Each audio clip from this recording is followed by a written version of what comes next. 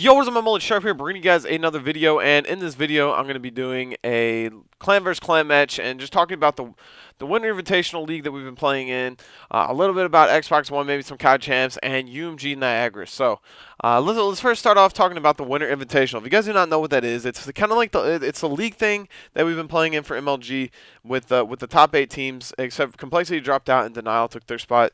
But it's kind of like the NBA, like an NBA season. You know, if you guys know, it starts off in a regular season. We play every team twice, and then at the end, the top 4 teams go into a playoff bracket. So the top 4 teams in order are Curse Las Vegas, us, and then Envious and Strictly Business, and then 5 through 8 is Optic, FaZe, Curse New York, and Denial. So the top 4 teams, us, we're going to play against Envious on Thursday, and then Curse Las Vegas and Strictly Business are playing their match tonight, and it's going to be best of 11s. And then first place gets $4,000, second place gets $2,000. So that should be pretty fun.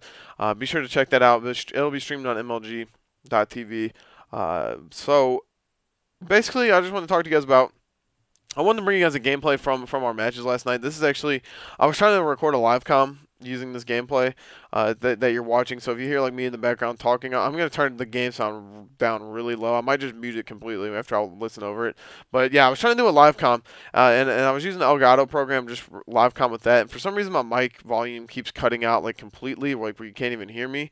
So I don't know why it does that. Well, I'll have to try to figure that out and fix that. But just decided to put in Sony Vegas and record a com. So I've done over this commentary like 3 or 4 times. But anyway, Winter Invitational, we played last night. We actually started out 2-5 in the league and went on a 7-game win streak to end 9-5 and getting the 2nd seed. So we were sitting there thinking like we weren't even going to make it when we first started.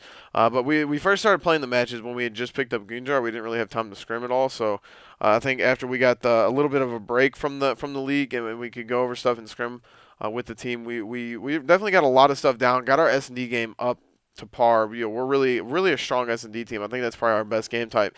Still got some things to fix and down, polish up some things. Just little rotations, little mistakes that we're making, and the reason why we're losing. But all in all, I think we're coming out to be a pretty good team, and we got a month till the regional qualifiers, and that's going to be on Xbox One. So as soon as my teammates get their Xbox Ones, we're going to be playing that. But last night, we had a do-or-die match against Optic, and we played them in a best-of-5, and we went last map, and we 6-0'd them last map in Search and Destroy. We actually won the first Search and Destroy, I think, 6-1, and then the second Search and Destroy 6-0. So, like I said, Search and Destroy is probably our best game type, and we played them on Strike Zone Dom. They won that. We won second map, and then we won Freight Blitz. That's another one of our good maps. We're pretty good at Freight Blitz. And then we lost to Octane Dom pretty bad. I think that's one of, that's to me is Optic's first, really good map. Not first map. That's Optic's like best map probably. And we just like I don't know who did the vetoes for our team. I think it was Theory, but we had bad vetoes against that team. We should have vetoed Octane and or Strike Zone, one of those two. Probably definitely Octane, because that's probably their best map, and they might have vetoed Strike Zone or something like that, but who knows? I think we ended up vetoing Sovereign because we think we suck at that map. We're really not that bad. Sovereign's just a really random map. But anyway, we played Optic last night. We won and clinched the spot in the league, actually getting the 2nd seed. And since Strictly Business and Envy won, Optic didn't make it in. Optic finished 5th. If we would have lost to Optic, we would have had to have needed Envy I think we would have needed Strictly Business to lose for us to be able to make it in. So it all rided on the Strictly Business FaZe match, and they actually Strictly Business ended up winning 3-1 against FaZe. So we came in clutch and won our match last night. But yeah, you guys saw us get destroyed on Octane if you were watching. That was pretty bad. We lost by a lot. And I think one of the problems was we had a Matt or Formal team killed Gunjar or Theory, one of the two when they were on the B flag. We didn't end up getting B. That was probably like one of the biggest mistakes we had. And then after that we got a split spawn. We had some people spawn C, some people spawn A. And Gunjar kind of said it best. We just kind of crumbled and just didn't know what to do. We just kind of ran everywhere and didn't really do anything with that and capitalize on the split spawn. But whatever, we still won. We still made it through. So like I said, we play against Envious on Thursday, and then the winner of those 2 matches are going to play on I don't know what day the finals would be on, but anyway. Xbox One, like I said, my teammates do not have Xbox Ones. Theory and Gunjar, they just got their Columbus checks today, so I don't know if they're gonna pick. Gunjar said he wasn't gonna pick his up today, but the weather's kind of bad. Same with Theory. He said the weather's really bad. He might not even be able to get on tonight because he's in New York and they're supposed to get a lot of snow and shit. So he says internet's kind of fucking up. So we will probably get playing on the Xbox Ones at least by this weekend, but we'll have to come back to 360 to play the 2K series.